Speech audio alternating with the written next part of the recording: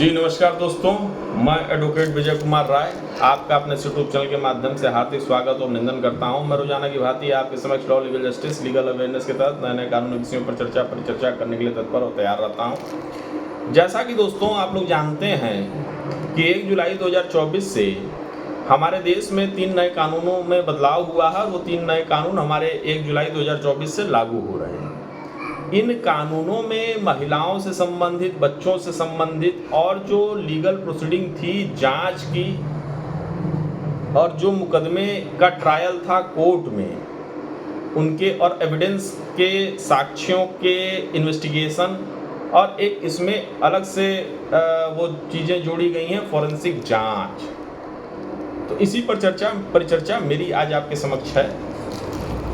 तो जो ये 3 नए कानून हमारे देश में लागू हो रहे 1 जुलाई 2024 से, तो जो भी कंप्लेनेंट है, जो भी पीड़ित है, उसको अपने कंप्लेन को दर्ज कराने के 90 दिनों के भीतर मुकदमे में क्या प्रगति हो रही जानने का पूरा अधिकार है।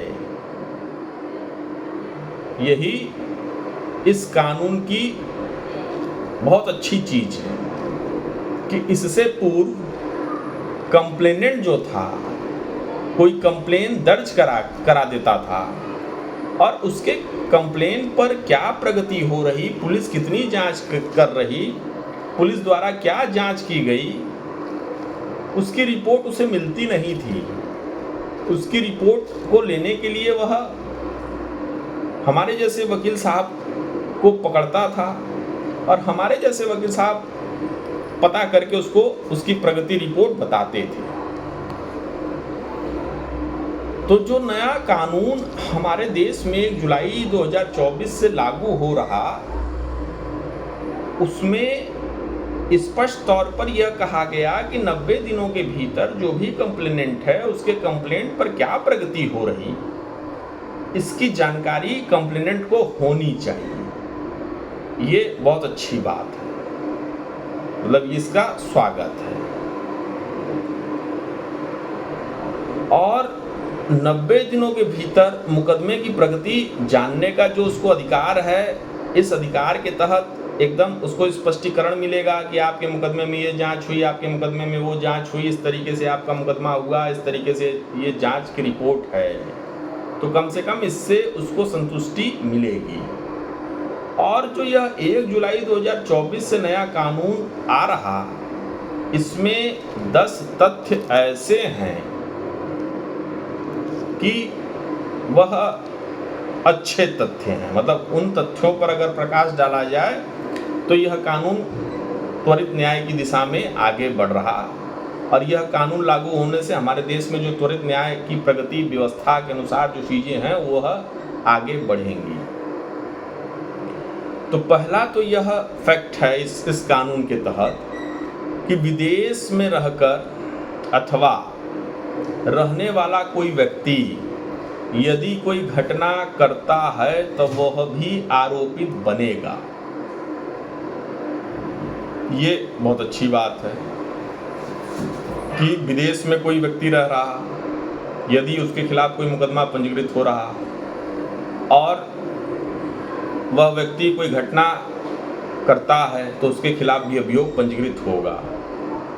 दूसरी बात है महिलाओं और बच्चों से संबंधित, तो किसी अपराध में किसी बालक को शामिल करने वाले लोगों के खिलाफ जो सजा का प्रावधान है वो 3 से 10 वर्ष के बीच की है। मतलब यदि कोई व्यक्ति किसी बालक को अपने आपराधिक षड्यंत्र में लेकर कोई अपराध कारित करता है या कराता है तो उस व्यक्ति के खिलाफ 3 वर्ष से लेकर 10 वर्ष की सजा हमारे इस नए कानून जो 1 जुलाई 2024 से लागू हो रहा है उसमें इसका स्पष्टीकरण दे रखा। ये बहुत अच्छी बात है कि भाई इससे बच्चों का भविष्य सुधरेगा, है ना। तीसरी बात यह है कि 5 या उससे अधिक व्यक्तियों की भीड़ द्वारा भूलवश जाति, समुदाय, लिंग व अन्य आधार पर किसी व्यक्ति की हत्या पर आजीवन कारावास से मृत्यु दंड की सजा होगी। ये बहुत अच्छी बात है, ये होना चाहिए। राष्ट्रद्रोह यानी राष्ट्र के विरोधी कोई गतिविधि कोई व्यक्ति करता है तो उसके स्थान पर संप्रभुता, एकता व अखंडता को खतरे में डालने वाले कार्य को धारा 152 के तहत दंडनीय अपराध माना गया। ये भी बहुत अच्छी बात है। इससे पहले जो राष्ट्रद्रोह के मुकदमे चल रहे थे वो अलग सेक्शन में चल रहे थे, ये नया सेक्शन हो गया, इसकी परिभाषा भी बदल दी गई, बहुत अच्छी बात है। चोरी एक से अधिक बार करने वाले को 5 वर्ष तक के कारावास की सजा होगी। मतलब यहाँ यह है कि जो व्यक्ति चोरी करता है या पेशेवर चोर है तो एक बार पकड़ा गया ठीक है, लेकिन एक से अधिक बार अगर वो पकड़ाता है तो उसे 5 वर्षों की सजा होनी तय है। हो सकता है 5 वर्ष से अधिक की भी सजा हो जाए।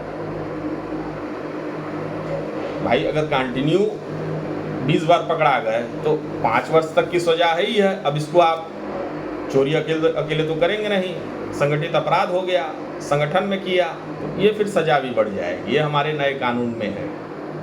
छोटे अपराध मतलब जो अगला फैक्ट है वह छोटे अपराध जिनमें 3 वर्ष तक की सजा है अथवा आरोपी यदि 60 वर्ष से ऊपर का है यानी बुजुर्ग है, बीमार है, सशक्त है तो उसकी गिरफ्तारी के लिए पुलिस उपाधीक्षक यानी एसएसपी या उससे वरिष्ठ अधिकारी की अनुमति लेना आवश्यक है। ये भी बहुत अच्छी बात है। यहाँ फर्जीफिकेशन मुकदमे कई तरीके से लोग दर्ज करा रहे हैं, है ना, द्वेष विद्वेष पूर्ण दर्ज करा रहे हैं। तो ऐसी व्यवस्था में ये बहुत अच्छी बात है कि अगर 60 साल से ऊपर के किसी व्यक्ति के ऊपर या 3 साल की सजा के नीचे अपराधों में कोई अभियुक्त किसी पार्टी को बनाता है यानी 60 साल की उम्र का कोई व्यक्ति यदि अभियुक्त बनता है तो उसकी गिरफ्तारी के लिए पुलिस थाने को अपने ऊपर के अधिकारियों की अनुमति लेनी पड़ेगी। वो एसएसपी भी हो सकता है, उसके ऊपर का अधिकारी भी हो सकता है। जहाँ एसएसपी नहीं बैठता है, जहाँ कमिश्नरेट प्रणाली है तो वो अपने थाने का एसएचओ अपने ऊपर के अधिकारियों से उस पर एक रिपोर्ट मांगेगा और उससे एक अनुमति लेगा। ये बहुत अच्छी बात है।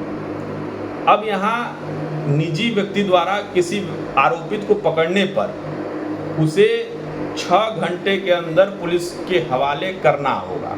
मान लीजिए आपके घर में कोई चोर घुसा है, आपके घर में कोई मनचला घुसा है, आपके घर में कोई इस तरीके का अवैध तरीके से चीज़ें हो रही और आपने उसको रंगे हाथ पकड़ लिया तो उसको 6 घंटे के भीतर आपको उसकी सूचना देनी होगी और उसको 6 घंटे के अंदर अपने नज़दीकी थाना स्तर के अधिकारी को सुपुर्दगी देनी होगी।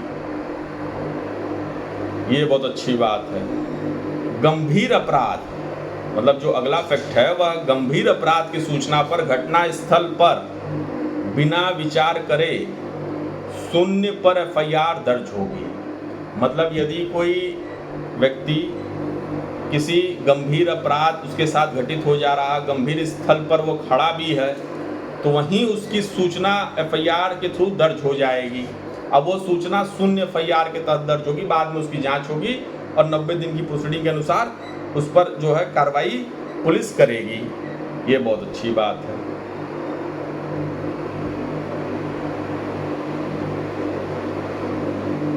ये वाकई बहुत अच्छी बात है कि भाई जहाँ अपराध हुआ, अब हम पता चले दिल्ली गए घूमने, हमारे साथ चोरी हो गई, हमारे साथ डकैती हो गई, हमारे साथ छेड़खानी हो गई, तो वहीं दिल्ली रहते हुए हम जो है सूचना रिपोर्ट दर्ज कर दिए और एफआईआर दर्ज हो गई, वो शून्य एफआईआर दर्ज होगी, उसके बाद जांच होगी, सारी चीज़ें आगे बढ़ेंगी। बहुत अच्छी बात है।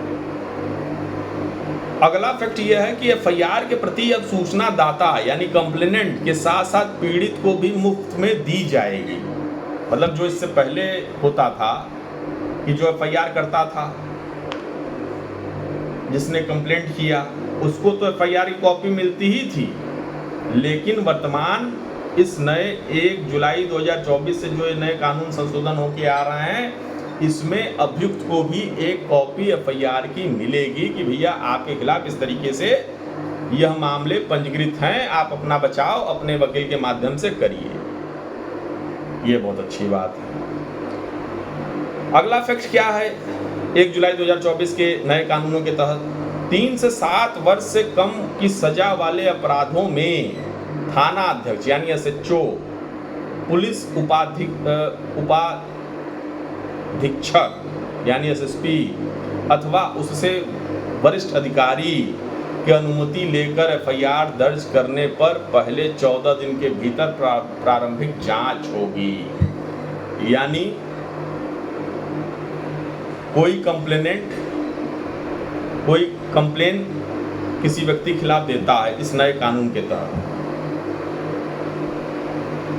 तो 14 दिन की जांच होगी। उसके बाद है जो एफआईआर लॉन्च होगी, और एफआईआर लॉन्च होने की प्रोसीडिंग में थानाध्यक्ष उससे ऊपर के अधिकारी यदि यह समझते हैं कि नहीं इस पर एफआईआर दर्ज होनी चाहिए, तो निश्चित तौर पर एफआईआर दर्ज होगी, वो भी जांच करने के उपरांत।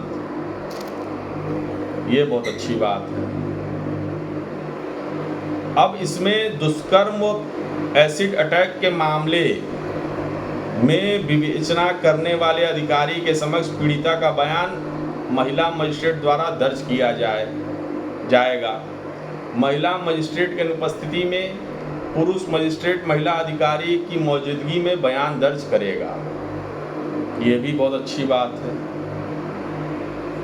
तो जो नए कानून हमारे देश में लागू हो रहे हैं, इनके ये 10 तथ्य ऐसे थे जो बहुत अच्छे कंडीशन में हैं और इन पर काम होना चाहिए, और इसी आधार पर यह कानून हमारे देश में लागू हो रहे हैं ताकि हमारे देश की जनता को त्वरित न्याय, त्वरित व्यवस्था के तहत एक न्याय की प्रगति हो और उसी व्यवस्था में वो चीज़ें आगे बढ़ें। इसी पर चर्चा परिचर्चा मेरी आज आपके समक्ष थी। यदि यह वीडियो आप लोग को मेरा पसंद आया हो तो आप इसे लाइक सब्सक्राइब जरूर करें, ताकि फिर एक नए वीडियो के साथ मैं अधिवक्ता विजय कुमार राय आपके समक्ष प्रस्तुत हो सकूं। यदि आप हमारे चैनल पर नए हैं तो कृपया करके सर आप हमारे चैनल को सब्सक्राइब जरूर करें, ताकि फिर एक नए वीडियो के साथ मैं आपके समक्ष प्रस्तुत हो सकूं। जय हिंद, जय भारत।